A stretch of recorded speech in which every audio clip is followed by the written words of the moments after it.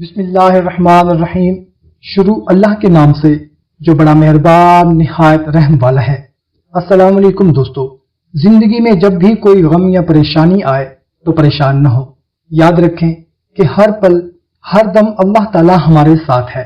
اپنا ایمان رکھیں اور یہ سچائی ہے جب ہمارا رب ہمارے ساتھ ہے تو پھر غموں یا پریشانیوں سے کیا ڈرنا۔ بس دل کی گہرائیوں سے اپنے رب کو پکاریں اور اتنا پکاریں، دل سے پکاریں کہ آپ کے نکلنے کے لیے، تمام مشکلوں سے نکلنے کے لیے راہیں بن جائیں۔ میرے بھائیوں اور بہنوں، غموں اور پریشانیوں میں ایک دعا قرآن اور حدیث میں آتی ہے۔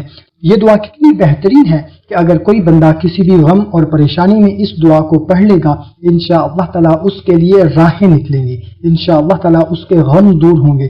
یہ وہ دعا ہے جب سیدنا ابراہیم علیہ السلام کو آگ میں پھینکا گیا تو بخاری کی روایت ہے کہ انہوں نے یہی پڑھا تھا، حسبنا اللہ و نعم الوکیل، حسبنا اللہ و نعم الوکیل۔ اور جب حضرت اسماعیل علیہ السلام کو اور بی بی ہاجرہ کو مکے کی وادیوں میں چھوڑ کر آئے تو انہوں نے بھی یہی پڑھا تھا، حسبنا اللہ و نعم الوکیل۔ اور جب صحابہ کرام پر بھی کوئی پریشانی آتی تو آپ بھی یہی پڑھتے، حسبنا اللہ و نعم الوکیل۔ اور میرے لیے اللہ ہی کافی ہے جو بہترین مددگار اور کارساز ہے۔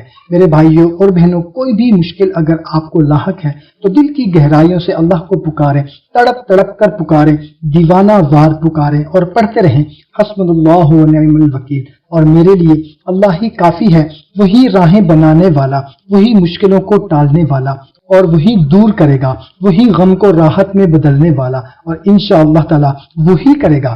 تو دوستو، یہ قرآن کی آیت ہے جو ایمان کے ساتھ اور دل کی گہرائیوں سے پڑھے گا۔ دوستو، ویسے تو اس کو کثرت سے پڑھتے رہیں، اگر زیادہ نہیں تو کم از کم صبح و شام 3 مرتبہ تو لازمی پڑھا کریں، یقیناً اس کے غم اور پریشانیاں ختم ہو جائیں گی۔ اللہ تعالیٰ سے دعا ہے اس دعا کے لفظوں کے صدقے ہم سب اور تمام امت کے تمام غموں پریشانیوں کو دور فرما دے، آمین۔